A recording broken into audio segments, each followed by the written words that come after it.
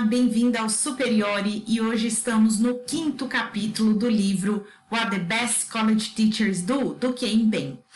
Esse capítulo para mim é um dos melhores. Vai falar sobre como os melhores professores conduzem a sua aula. Interessantíssimo, várias dicas muito práticas para o professor e esse capítulo vale a pena.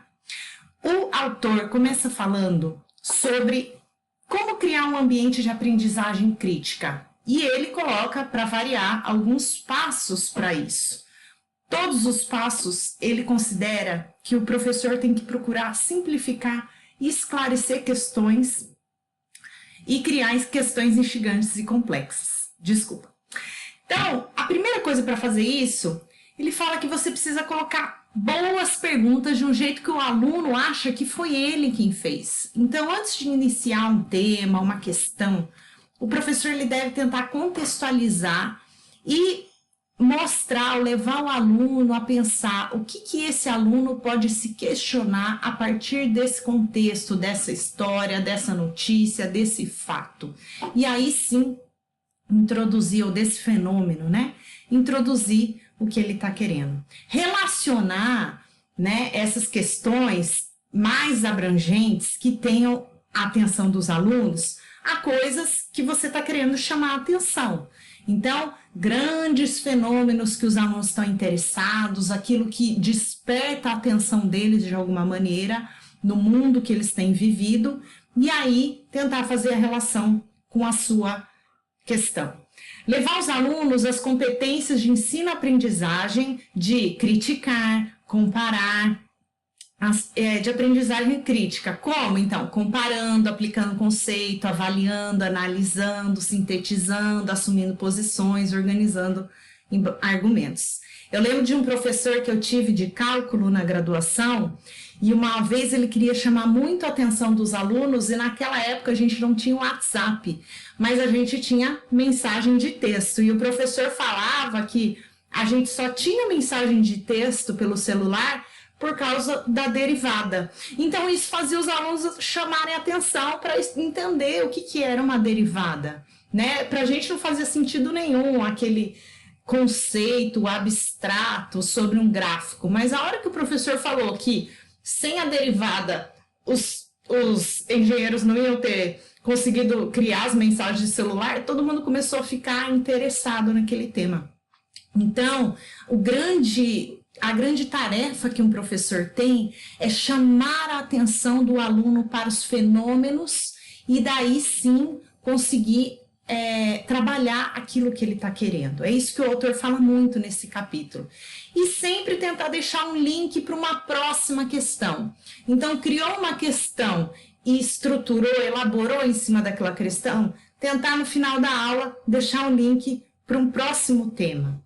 E aí sim, ao final da aula, tentar sempre amarrar quais as conclusões de hoje, o que a gente aprendeu hoje, quais as novas questões que surgem, se desdobram e permanecem.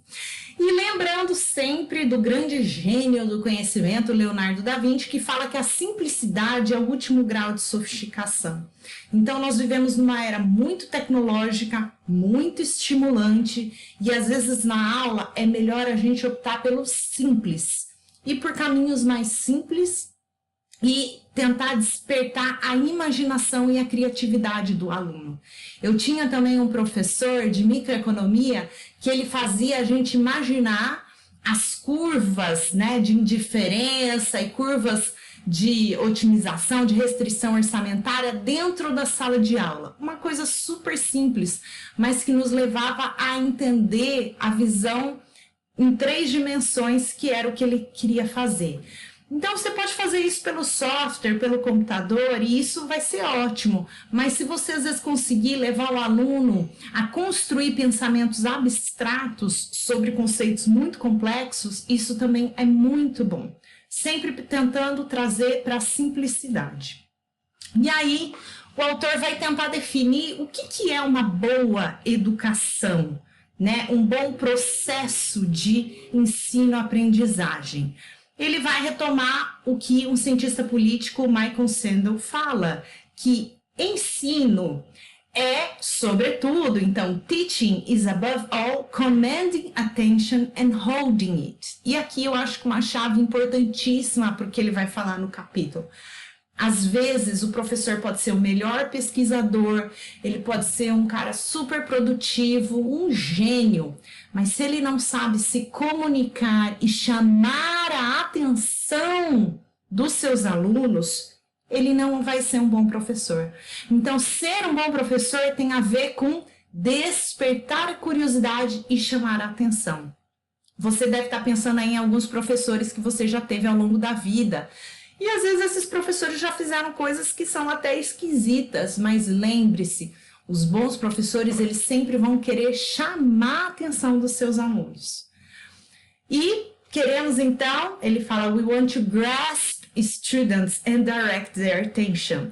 Eu tenho um professor aqui em casa, eu tenho um filho de 2 anos que se eu não estou olhando para onde ele quer, e se ele está no meu colo, ele vira o meu rosto e faz assim.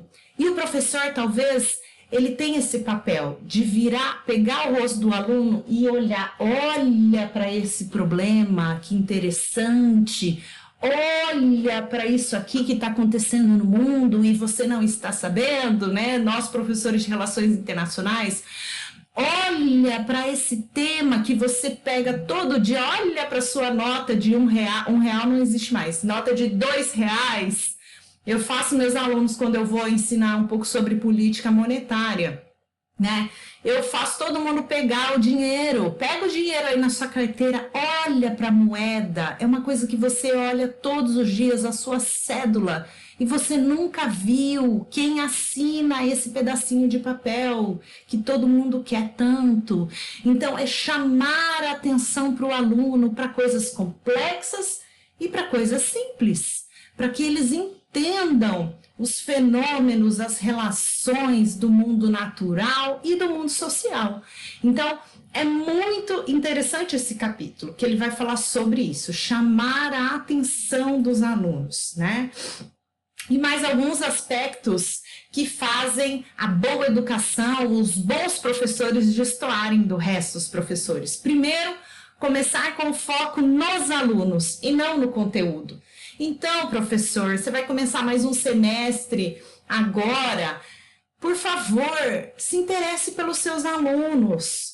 Procure saber o nome deles, de onde eles vêm. A primeira aula eu sempre me dedico para isso. Por mais que eu já conheça aquela turma, sempre tem um aluno novo, né? Investiga o conhecimento deles, o interesse prévio. O que vocês acham que vocês vão aprender nessa disciplina? As respostas deles são estranhíssimas, né? Em aula de economia, os alunos sempre falam: o que vocês acham que vocês vão aprender essa disciplina? Ah, vou aprender a ficar rico.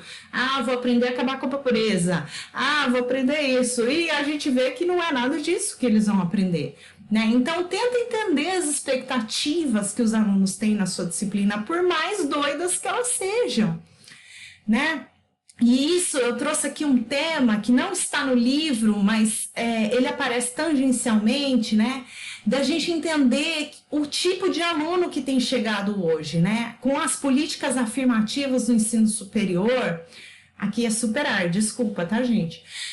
Muitas vezes o aluno que chega pra gente, um professor, sei lá, de matemática financeira, o seu aluno não sabe potenciação, ele não sabe fração, ele não sabe porcentagem. Então, você, professor do ensino superior, vai ter que pensar em soluções para suprir os gaps desse aluno. Pensar uma monitoria especial, pensar lista de exercícios, né? Pensar, às vezes, você vai ter que suprir gaps de português, de matemática, e tem inúmeros exemplos de professores fazendo coisas extra. Aí você vai falar: ah, mas eu sou professora de ensino superior, eu quero que o aluno venha aí pronto, com matemática e português, né, pronto. Infelizmente, não vai vir. Infelizmente, precisamos encarar a realidade do nosso ensino. Então, nós precisamos pensar em como superar esses gaps. Deixo aqui uma grande tarefa para todos esses professores que vão me escutar um dia, né? Como suprir gaps de ensino, do ensino médio, do ensino fundamental, no ensino superior. E também pensar em caminhos para estimular o aprendizado fora de aula. No contexto da pandemia, você pode direcionar para séries, você pode direcionar documentários. Eu sempre falo para os alunos um super programa no sábado à noite e passa uma coisa que às vezes não é exatamente o que você quer, mas é algo que vai despertar. Então, colocar um filme que fale a história de como surgiu aquele conceito. Tem muita coisa interessante gratuita hoje, né? E usar o raciocínio, fazer os seus alunos usarem o raciocínio e não a memória. O autor fala muito disso. Os melhores professores são os que sempre estão na cabeça do aluno de alguma maneira. De alguma maneira, durante a semana, o aluno ouve você, né? No contexto remoto, que os alunos retornam muito, falando, professora, aquelas notícias, aqueles e-mails que são mandados no meio da semana, oi pessoal, estão com alguma dúvida? Tá tudo bem? Ó, uma receita para vocês, olha aqui, uma série legal. Esses e-mails mostram que você se importa com os alunos de alguma maneira e com o aprendizado deles. E acreditem, isso vai ter muita influência no aprendizado do conteúdo em si. Isso é algo que eu já falei ao longo de outros capítulos, né? E o autor, ele cita essa neurocientista e ela fala o seguinte, que o cérebro adora diversidade. Então, tente estimular o cérebro para que você alcance um aprendizado mais eficaz. A visão, o tato, a audição, a fala e o olfato. Ah, Elia, por que o ensino remoto é tão difícil? Porque a gente só estimula a audição. Quando muito, né, a visão, quando os alunos abrem a câmera, talvez, né? Então, por isso que nós ficamos tão cansados, porque é o dia inteiro escutando e vendo, escutando e vendo. A gente não levanta, a gente conversa, mas tem ordem, tem que levantar a mãozinha. Então, é muito cansativo. Por isso que quanto mais o professor conseguir estimular, né, esses vários sentidos, também melhor vai ser a aprendizagem. Vamos para a prática, então? O autor dá passos práticos para o professor melhorar o seu aprendizado. O primeiro, se esforçar para ser um bom comunicador. Então, fale, mande por escrito, revise na aula síncrona, enfim, fale de várias maneiras a mesma coisa, mas se comunique bem. Trate a sua exposição como uma conversa. Tente, na medida do possível, fazer pausas com questões para os alunos pensarem, para eles refletirem. É horrível, eu sei que às vezes a gente faz uma pergunta e no contexto online, remoto, todos os alunos ficam fechados e ninguém responde. Mas nós precisamos fazer nossos alunos abrir a câmera, abrir o microfone e ouvir o retorno deles, né? Cuidar do tom e do ritmo da voz. Com certeza você já foi num super evento com um super palestrante e você não lembra de nada do que ele falou. Por quê? Porque provavelmente ele falou bem baixinho e aí você estava cansado daquele dia, né? Então, cuide do tom e do ritmo da voz. Tem um outro neurocientista que fala aqui no Brasil que ninguém vai para o cinema e fica tomando nota para lembrar depois do filme. Por quê? Porque o cinema tem ação, tem música, né? Então, no cinema, você consegue despertar muitos sentidos. Então, o tom de voz e o ritmo, eles precisam estar importantes, considerado isso. Use comentários e perguntas retóricas, isso a gente já falou muito, mas tente colocar, isso faz sentido para vocês? Vocês acham que é assim mesmo, né? Eu poderia falar isso aqui. Vocês, professores, acham que é assim? Faz sentido para vocês isso? E o autor coloca que a cada 12 minutos você precisa mudar. Ou muda o slide, ou muda o tom de voz, muda a pessoa. Se a mesma pessoa ficar falando mais de 12 minutos, isso vai ficar chato. Tentar trabalhar alternadamente a razão e a emoção. A razão e a emoção. Intencionalmente. Insira um exemplo, apresente uma questão, um exercício, uma movimentação, um gráfico, uma história, enfim. Seja criativo. Nunca ninguém foi um mau professor a estimular a criatividade. Estimula os alunos a falarem, trabalhem em pares.